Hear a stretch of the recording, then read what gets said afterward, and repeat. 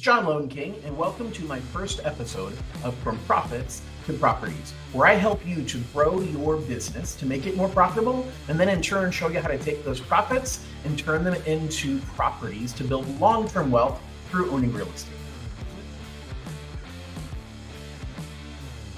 So this first episode, we're going to have two segments like every episode. The first segment is going to be about business growth, helping you as an entrepreneur to think about your business in a different way and grow your business. The second segment is going to be about real estate and how to grow your real estate portfolio. Today's topic is how people make decisions. Now, this is a sales topic. We're going to talk about in a sales environment, how people process information and then how they ultimately make a decision. Now, you might say, John, I'm not in sales. Well, guess what? If you are an entrepreneur, you are in sales. You are selling every single day. You are the head salesperson of your business, and you need to make sure that you have that hat on as often as possible. There's a book called The E-Myth, and The E-Myth talks about the three jobs that an entrepreneur has. And you're either the technician, you're the manager, or you're the entrepreneur. Well, I think there's a fourth job, which is the head salesperson. And that falls into all three of those categories. Being a technician, you also have to make sure you're selling that product. Being the manager, you got to make sure that you are selling to your vendors. You got to make sure that you're selling to your employees to make sure that they buy into your vision. And then as the entrepreneur, your sales job is to sell the vision, to make sure that you are getting out in front of your investors, getting out in front of the marketplace and making sure that they understand what your vision is and what your dream is and what it's going to take to achieve it. Now, no matter who you're selling to, I want to break it down into the three ways that people digest information. Every single one of you digests information in one of these three ways. You're either head, heart, or gut. So if you digest information using your head, what that means is that you think about things. You want as much information as you possibly can while you are processing information. If somebody says, hey, John, I've got a business opportunity for you, and I want you to consider becoming part of this business. If I'm a head person, then I'm going to say, great, show me all the details. Give me the prospectus. Give me the breakdown of everything of how it works from start to finish, and I'm going to think about it. If I'm a gut or heart person, I'm going to ask you, well, tell me the story. Like, who's involved? It's about emotions. It's about connection. It's about paint me a picture. Tell me how it's going to end. Give me the feel of what it's going to look like. Feel. All of those things are about your heart. They're about your intuition. And so a lot of people want to digest information by saying, absolutely, let's go out and have dinner and talk about it. And let's brainstorm how this is going to make everybody feel and how we're going to grow together and all those things. That's somebody who digests information using their heart. And then you got the person who digests information with their gut. And that person says, give me the bullet points. Just simplify it. Tell me the basic start to finish of what I'm looking at. What are the pros? What are the cons? And I'll figure out what I'm going to do. So that's pretty easy to understand that it's one of those three things, either head, heart, or gut. But here's the critical part. That's not how somebody makes a decision. And that is the flaw. That is the number one thing that we do wrong is we sell to that modality. We sell to how somebody wants to receive information, and they'll never make a decision. If you have somebody who's an engineer mind and they are a thinker and they want information, and you're like, hey, so are you ready to move forward, or would you like me to give you more data? They're going to say, I want more data. But instead, you have to pick one of the other two modalities. It's very, very hard to know which one is their second modality. But you have to give it a shot. It's called a trial close. So you're going to do a trial close. If you know they're a thinker, they're asking you for more data, send me more of the specs, send me more information. You got to stop for a second because they'll never make a decision. Somebody looks at consumer reports all the time. They're going to continue, well, I got to research one more thing. And instead, you have to get them to move to their heart or move to their guts. And so you simply try by saying, so how do you feel about this? Now, they're going to pause for a second because they're really in the mode of wanting to think about it. You say, how do you feel about this? Can you picture us working together in doing this? So feeling, picturing, can you see this working out? I'm trial closing with the heart. And if they don't respond, then I would throw the gut. I would say, well, look, what's your gut say? Like, if you had to make a decision right now, is this something we should do? You're getting them to switch out of their primary modality into their secondary modality. And sometimes the easiest way to find the secondary modality is to find out what they're not. So as you're talking to someone and you say, hey, tell me about why you're interested in doing this, and figure out what they're saying. And as you're listening, great, that's their primary modality. Start asking questions about a second modality. How do you feel about that? Okay, that gives you the opportunity to see whether they respond or not. Let me give you a quick story. So this was probably, 2010. My wife and I were shopping for a new commuter car for me. And I knew that I wanted to have either a Honda Civic or Honda Accord or a Toyota Camry, because I knew that the price point was right about where I wanted it to be. I knew that I wanted good mileage. I wanted a reliable car, and I am a gut person. So I knew going in, that's what I wanted. So when I walked on the lot, and the guy says, hey, John, hello, sir. How can I help you? And I said, hey, I'm here to check out the Toyota Camry. Okay, cool. And so he starts talking to me, and I knew what I wanted. So I walked in, I didn't ask a lot of questions. And as he was talking to me, he goes, hey, well, do you want to go inside and I can show you the spec sheets? And I said, no, I'm not really interested in looking at that. Now, that should have been his clue that I'm not a thinker. I actually am a gut and then a heart person. And so what it took for me was getting in the car and driving it. He gave me a test drive.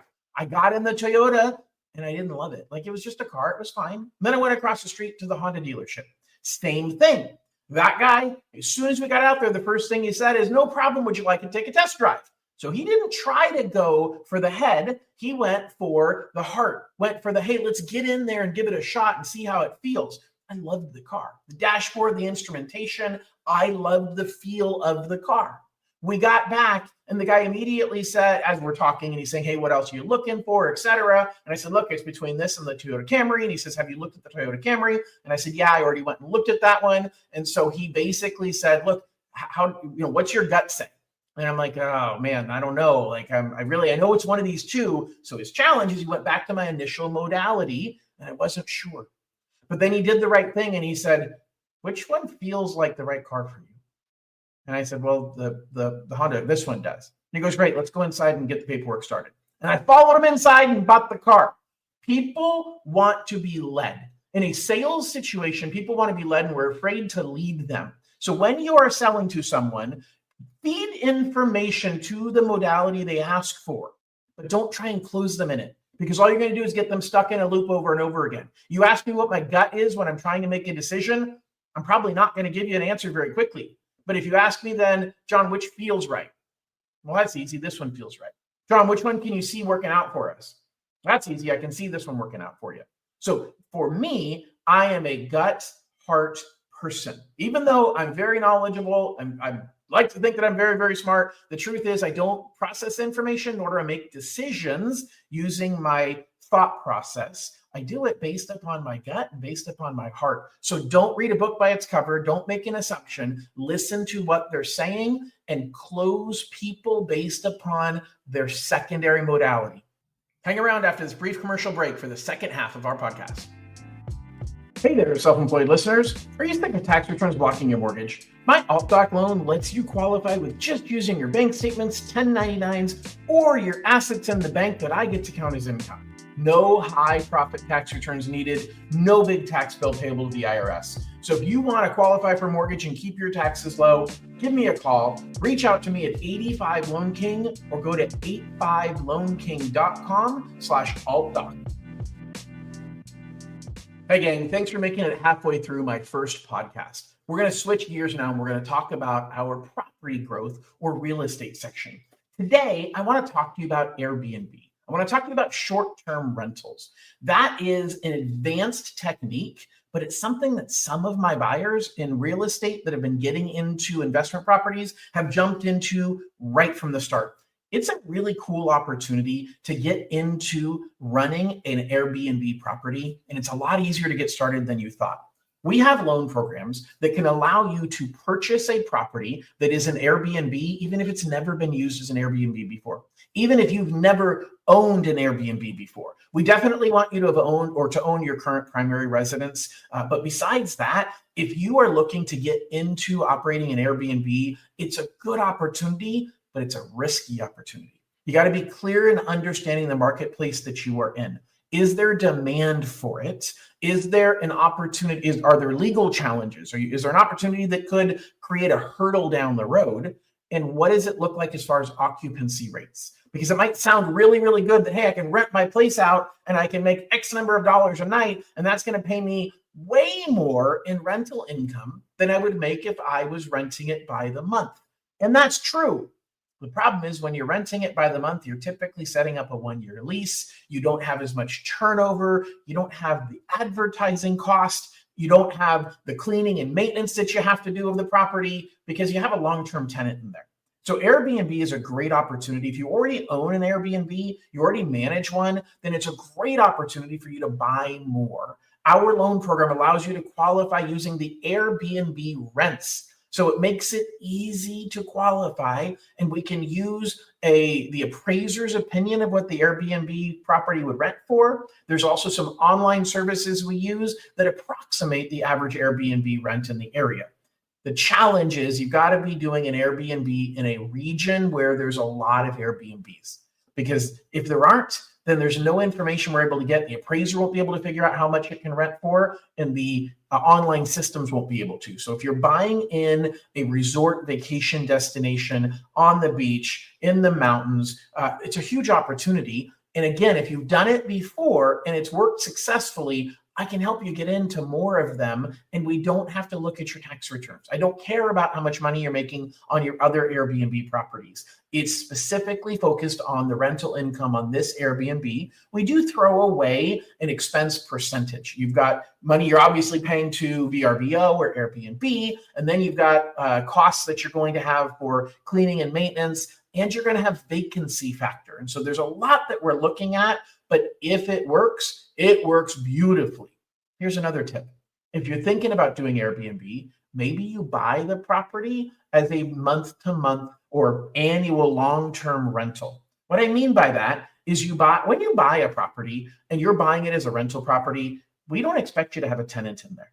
So you buy the property and we're using the rental income that the appraiser says the property would be renting for. Now, there's a unique situation if there's already a tenant in there, because then we have to figure out, hey, is that tenant going to be moving out, or are you stuck with that lease? But let's pretend that it is not occupied at the time that you're buying the property. You buy it, and we present the program as you are buying the property as a regular monthly rental. As long as the rental income covers the mortgage payment, you're golden. Now, the rental income on a monthly rental, long-term rental, is a lot lower annually than what you'd make on an Airbnb. So sometimes to make the deal work, you're not going to show cash flowing. You're going to be upside down, meaning that you're not going to have your rental income high enough to cover the mortgage payment. I've got programs that allow me to still qualify you because you know that you're going to be able to make more in rent by turning it into an Airbnb. So there's higher interest rates that come when you don't have the rental income that covers the mortgage payments, but it's a way to get into the property if that's something that you want to do. Airbnb, great opportunity, but know your backup plan. Know what's going to happen, worst case scenario, if you're finding that, look, there isn't enough occupancy, that you're better off maybe renting it on a traditional long-term rental. Know what that number looks like. Know what you're willing to cover in negative cash flow. Because with Airbnb short-term rentals, your chances of being in a negative cash flow position are significantly higher than a long-term rental. Long-term rentals have different concerns as far as cost to find a new tenant. If you're using property management companies, you've got a higher cost when you turn over the property. You probably have to paint and do carpet and stuff like that. But overall, long-term rentals provide more stable income with less expenses overall. So if you're into the stability of income, maybe a long-term rental is a better option. But if you're looking to grow your portfolio and you think you have a great opportunity, taking a little bit of a risk of switching to a short-term rental, going Airbnb or VRBO can pay off really, really big. If you have any questions about this or anything else, reach out to us. I'm looking forward to you joining me on my future podcast. Make sure you subscribe and leave a comment or leave a rating wherever you're watching this podcast or listening to it. Thank you so much for joining my first podcast, and allow me to help you on your journey to go from profits to profit.